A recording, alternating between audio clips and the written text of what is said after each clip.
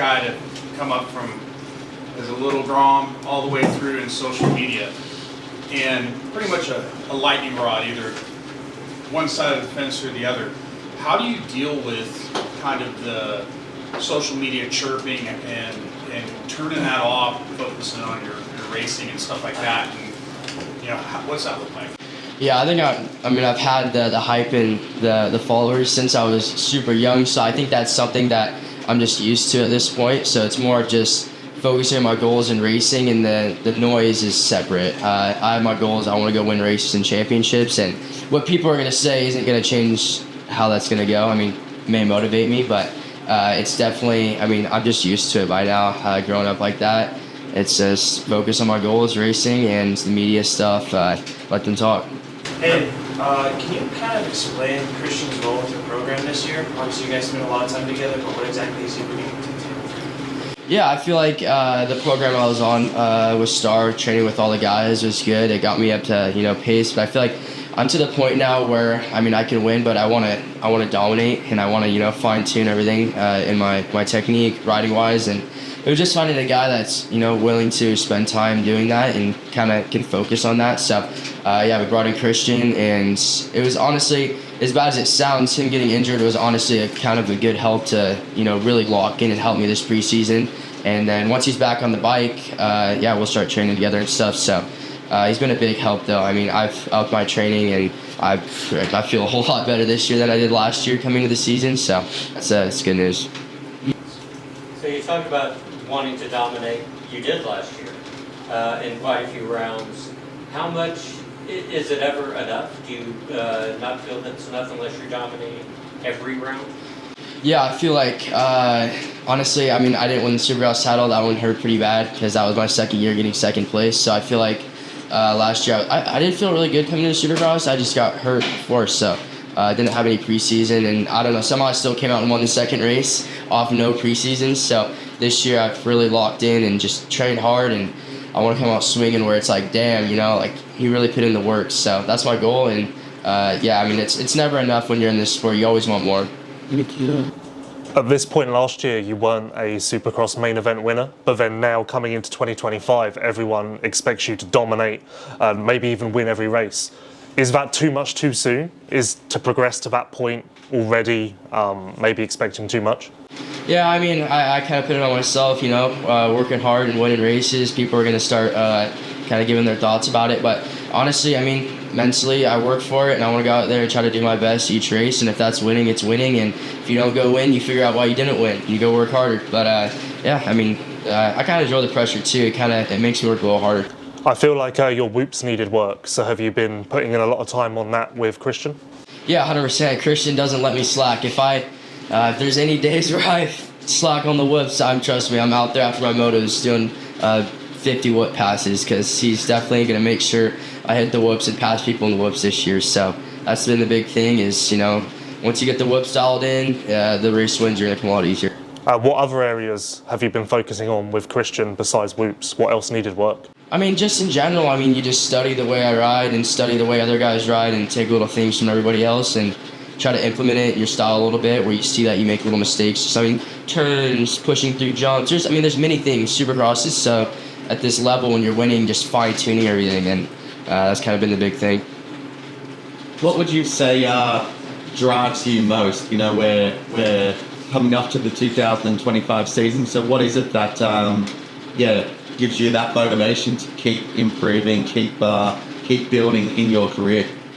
Yeah, I definitely, a lot of it comes from the people that, doubt what I can do on a dirt bike, and that motivates me a lot. And just, my family supports me a lot. Like, you can't let your family down, even though they've been there for you your whole career. It's like, another thing, it's like, they put in a lot of work, so you got to show them that it's paying off too. So, losing a championship 2 years in a row in Supercross, it don't feel great. So, that's kind of, there's motivation in there too.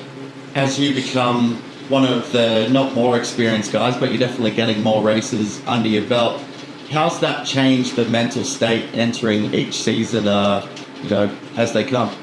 Yeah, I'm just getting more in the thought process of these races, kind of figuring out how it goes. Now it's going on my third season, so I feel like now I'm kind of, figuring out what guys fade, what guys do this, what guys do that, and that's kind of just learning the class.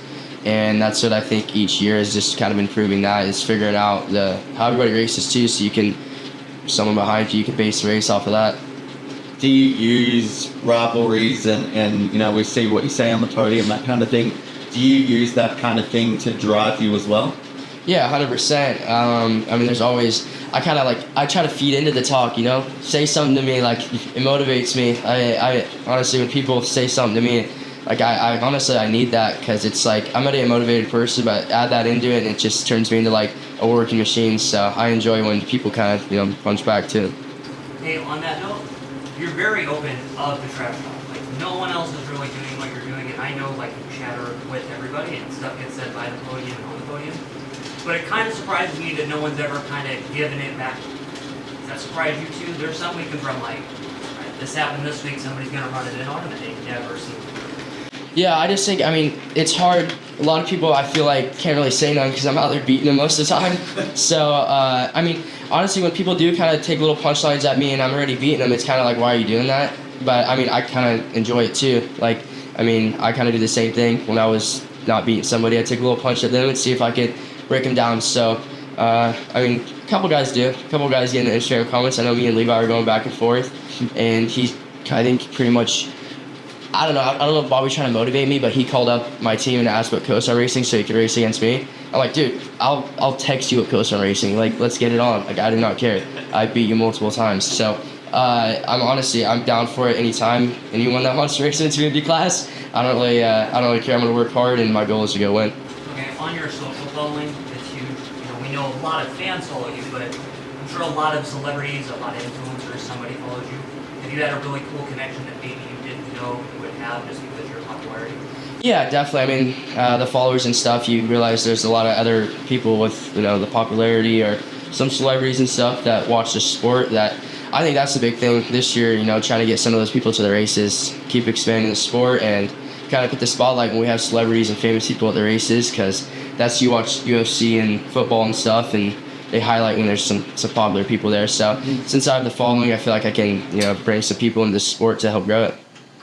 We've seen videos of you riding in last season. Can you talk about the race and how everything with that went?